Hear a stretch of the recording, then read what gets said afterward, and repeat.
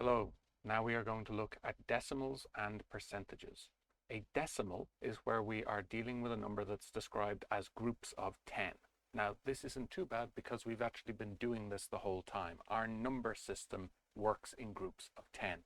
So the DEC, the dec part of decimal, is the same as decade, so 10 years. So we're dealing with groups of 10 for decamal. For a percent, again, it means what it says. Per means out of or comparing to, and then cent is the same as century, or there's 100 cent in a euro. We're dealing out of 100. So percent just means a fraction that is out of 100. Its denominator is 100. Now we're going to have a look more at our groups of 10, and we're already very familiar with the idea of if we had 7, 3, 2, that would mean you had 7 hundreds, so 7 by 10 by 10, we're dealing in groups of 10.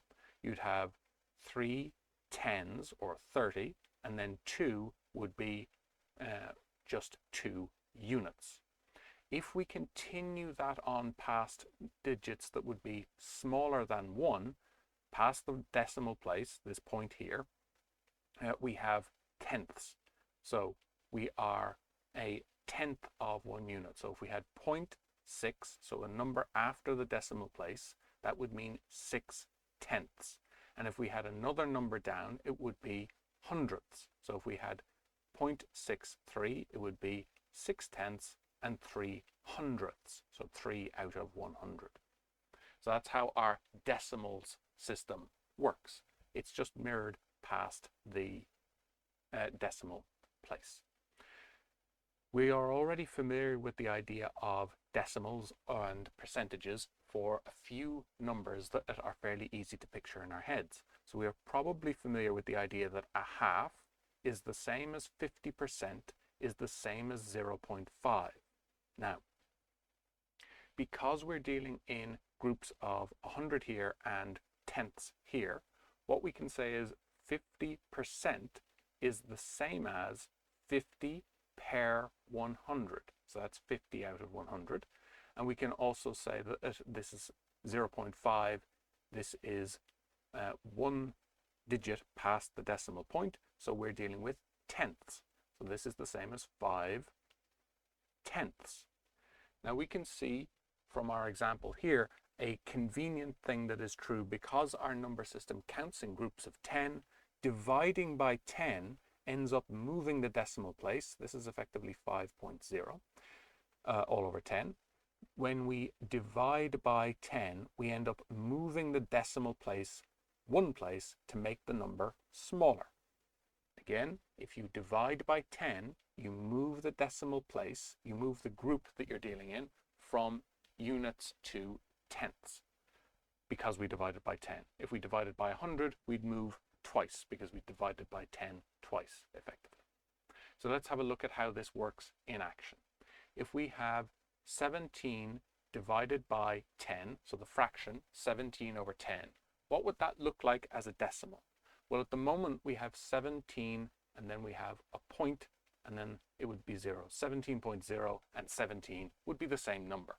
If we divide by 10, we effectively make the group 10 times smaller, and we would end up moving the decimal place one place to make the number smaller, and we'd end up with 1.7. So our decimal place moved one place to make the number smaller because we're dealing with groups of 10 and we divided by a 10. So that's what it would look like as a decimal. When we want to talk about a percentage, this is our symbol for our percentage. If we want to have 17 all over 10 and we want to write it as a percent, we want to have the number underneath the fraction being 100. And at the moment it's 10. So how could I multiply by something? How could I add a factor into this or include a factor into this that would make the denominator 100? Well, if I'm at 10, if I multiplied by 10, 10 tens would give me 100. And I can then multiply above and below by 10 because the fraction 10 over 10 is just 1.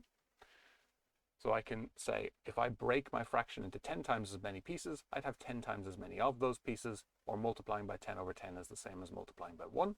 And I end up with 17 times 10 is 170, all over 10 by 10 is 100.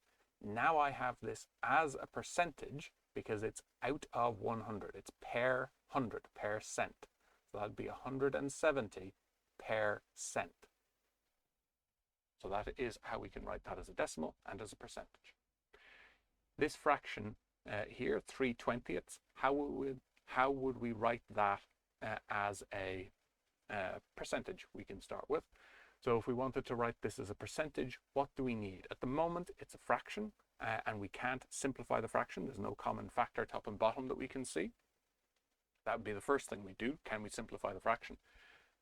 After that, we want to have the denominator be 100, and at the moment it's 20. So how would I go from having 3 out of 20 if I want to get the denominator to 100? Well, if I multiplied 20 by 5, if I broke this into 5 times as many pieces, I'd have 5 times as many of those pieces, and I would end up with a percentage. I'd end up 5 groups of 20 is 100. I get the denominator as I want. So 3 groups of 5 is 15 out of 100. So I would end up with that being 15% per 100. And that can actually be a useful way to now go and get this as a decimal. So if we went from 3 out of 20, now we want to go to a decimal. I would want to have this in groups of 10 in order to go to a decimal.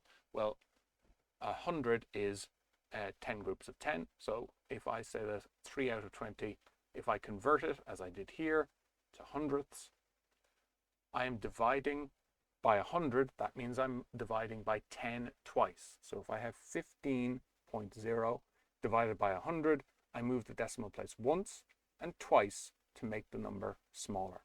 So that as a decimal would be 0.15. Because I divided by 10 twice if I'm dividing by 100. So if I want to go from a fraction to a decimal, I would be able to convert my denominator to being some number of groups of 10, 10 or 100 or 1,000, and then I'd say how many decimal places do I need to move in order to get my denominator to 1. If I have 40%, 40% would mean 40 out of 100. So if I have 40 out of 100 and I want to write that as, we'll say, a decimal, I can see that I am dividing by 10 twice. So I could just take out a common factor. There's no harm to practice that. So we can see we have a common factor of 10. So we'd be able to say that would be 40. That would be 4 on 10, all over 10 on 10. That would be the same as 4 all over 10 divided by, or multiplied by, I should say, by 10 over 10, which is 1. So that's the same as 4/10.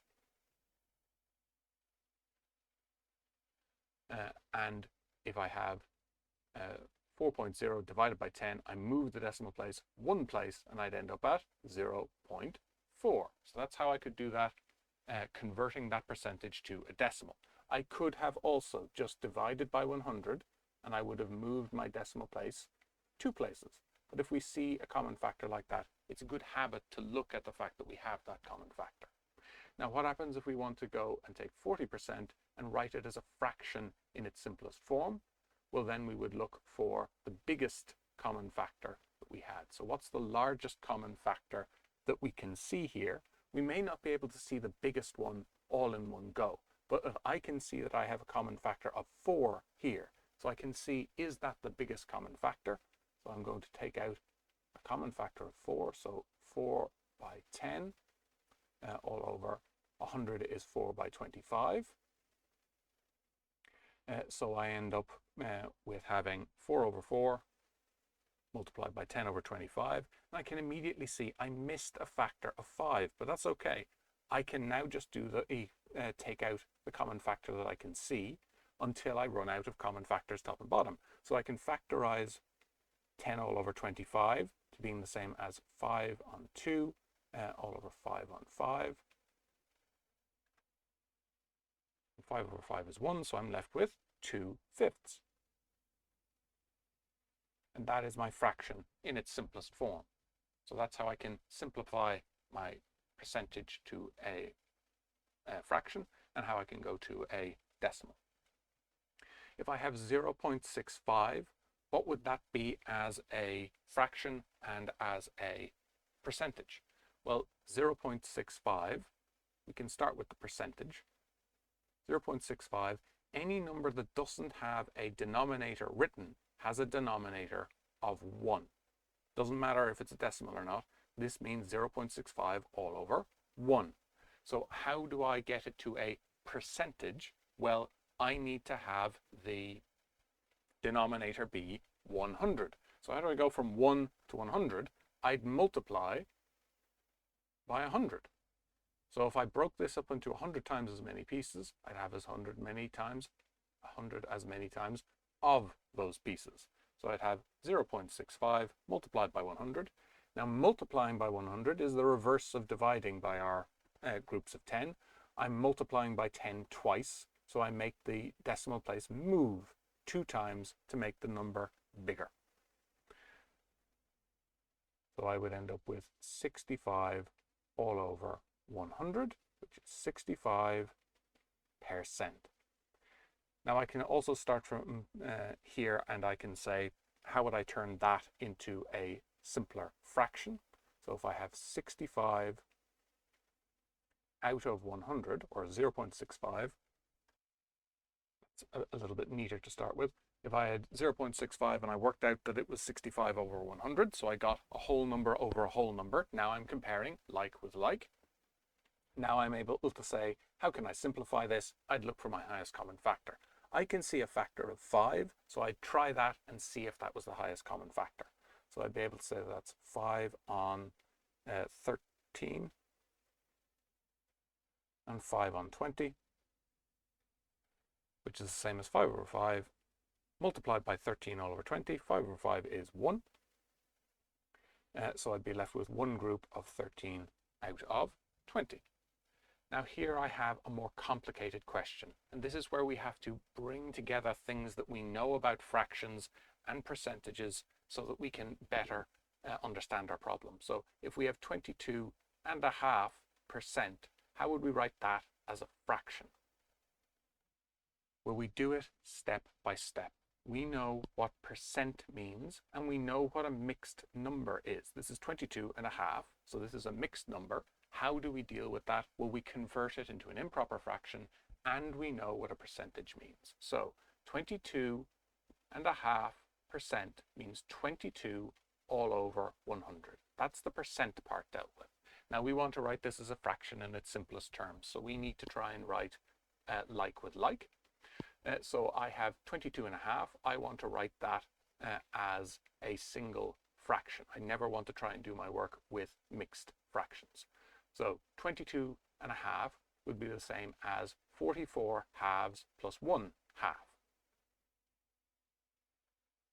Plus 1 all halves. 22 units is the same as 44 halves, and I have 1 half extra. And that's all divided by 100.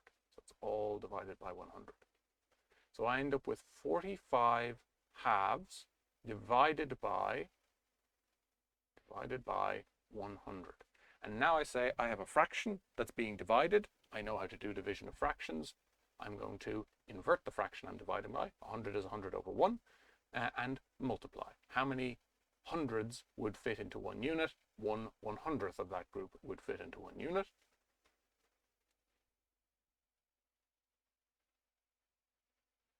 And then we do top by top, bottom by bottom. So I end up with 45 by 1 all over 2 by 100. And we may be able to immediately see some common factors. We end up with 45 all over 200. I can see a common factor of 5. And when I take that out, I am left with 9/40ths. So that is how we can work between our fractions, our decimals, and our percentages. And that is what we need for now.